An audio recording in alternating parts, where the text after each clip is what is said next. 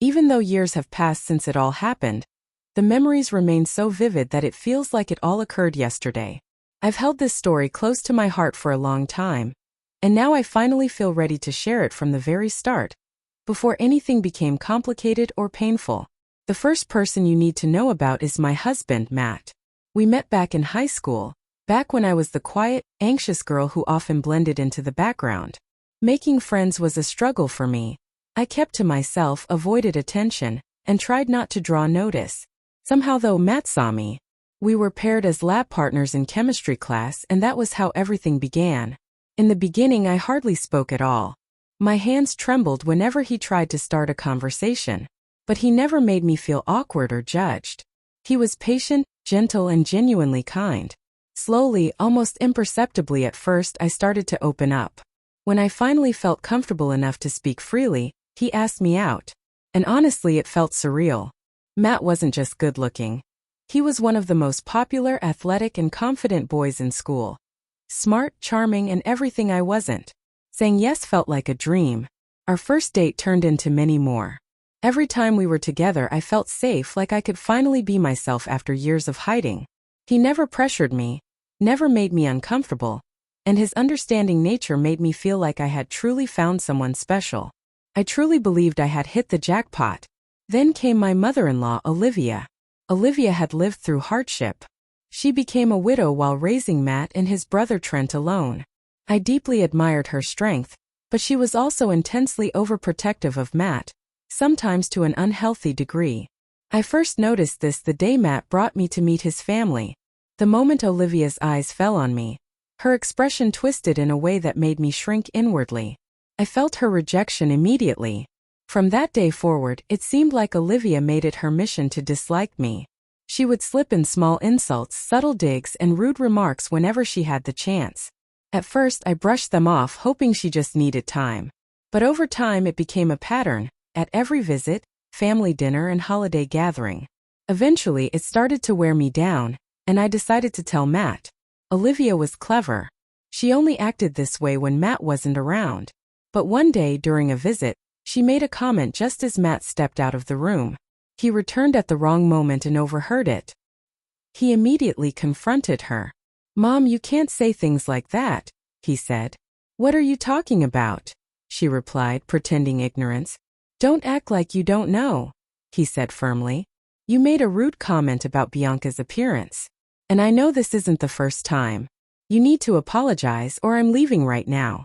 The apology she gave was forced, and I knew it meant nothing. But hearing Matt stand up for me like that was incredible. From that moment, even though Olivia never really changed, I learned to tolerate her behavior because I had Matt's unwavering support. Then there was Trent, Matt's younger brother. He was the only one in the family who genuinely tried to get to know me. He asked questions, showed interest in my hobbies, and made me feel included. Since he was family, I began to feel comfortable around him. We discovered shared interests, and over time, I believed I had gained a true friend in him. Matt was happy that someone in his family connected with me, but soon I would discover I was wrong to trust too easily. The final person in this circle was Rachel, Trent's wife. Rachel would do anything to please whoever she was around, regardless of the situation. The moment she met Olivia, she immediately aligned with her opinions. She agreed with everything Olivia said, even the mean-spirited comments. Very quickly, they became a duo, two people who seemed to take pleasure in picking on me whenever possible. It hurt deeply because Rachel didn't even know me. She made no effort to understand me and disliked me simply because Olivia did. Over time, I learned to ignore it for my own peace of mind. After years of dating, Matt and I married once we were financially ready. We worked hard, saved money, bought our own home, and felt prepared for the next chapter. Naturally, Olivia was far from happy about it. She tried everything she could to come between us. She told Matt he was settling by marrying me, and even went so far as to try setting him up with other women. That crossed a line I never expected. I knew she didn't like me, but actively encouraging her son to cheat was an entirely new level of cruelty. Matt spent days reassuring me, holding me close, promising that he would never betray me. But Olivia didn't stop. On our wedding day, she pulled one of her most hurtful stunts yet. During her toast, she openly declared that she disapproved of me and even hoped Matt would change his mind and leave me. I couldn't hold back the tears in front of everyone. Matt was furious. He immediately had her escorted out and didn't leave my side the entire night. After that, he limited contact with her, and for the next 2 years we only saw her during holidays, and even then it was brief and tense. Then came Trent's wedding. We attended because we didn't want to hurt him, even though we preferred to avoid Olivia entirely. Somehow though, she managed to corner us and insisted on talking. Matt wanted nothing to do with her, but I convinced him to at least hear her out. To our surprise, she apologized finally, but Matt remained unimpressed. 2 full years had passed before she decided to make an attempt. I, however, believed in forgiveness and the importance of family, so I told her I forgave her. I didn't want Matt to lose his only parent. For a brief moment things were calm. But with Olivia, peace was always temporary. About a year later, she reverted to her old ways, and this time Rachel joined her. Together they mocked me, insulted me, and treated me as though I were beneath them at every opportunity. I stayed quiet, not wanting to cause a permanent rift in the family. Then one weekend everything exploded. Matt and I were relaxing at home when loud banging shook the front door. Half asleep, I dragged myself up and opened it, only to find Olivia and Rachel pushing past me without permission. Trent followed behind them, each carrying large, heavy-looking boxes. Matt walked over, confused. "What's going on? What are you carrying?" "This," Olivia said, holding up a box with a proud smirk, "is proof." "Proof of what?" Matt asked. "Of Bianca having an affair," Olivia announced. I froze. "What? What makes you think that?" I asked, stunned. "I always knew something was off," Olivia snapped, and Rachel quickly chimed in. "You always left family events for work, once or twice fine, but every single time? Suspicious." "I'm an on-call nurse," I explained. "I get called at all hours. You're only seeing the times it happens during family gatherings." Rachel scoffed. "Wow. Lying to our faces when we have proof." I turned to Matt. "I swear, I have never cheated on you. I don't know what they brought, but whatever it is, it's not true." Matt gently squeezed my hand. "Calm down, Bianca. I know you wouldn't cheat. Let's just see what they think they found." Olivia smirked. "Believe me, you'll change your mind once you see this. How did you even get this so-called evidence?" I demanded. Rachel said proudly, "Mom and I hired a private investigator to follow you for the last 6 months." Olivia added, "We just picked up the files and came here straight away." I stared at them in horror. "That's beyond creepy and invasive. What is wrong with you?" Matt exhaled, shaking his head. "You can't just spy on people like this." Rachel snapped. "Let Bianca see the evidence." I was furious. What had I ever done to deserve this? I had always kept to myself, never interfering, never causing problems. Yet here they were, trying to destroy my marriage, hiring someone to follow me for 6 months.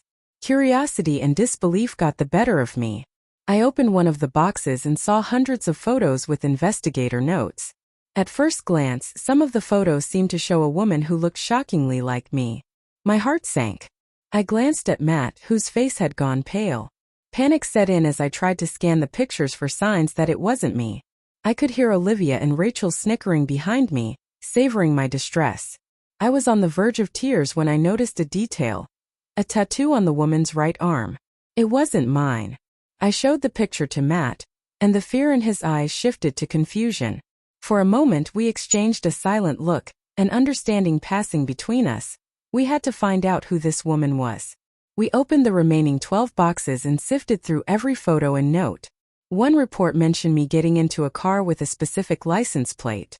The plate looked familiar, but I couldn't place it. I showed it to Matt. He looked at it for a second, then burst out laughing.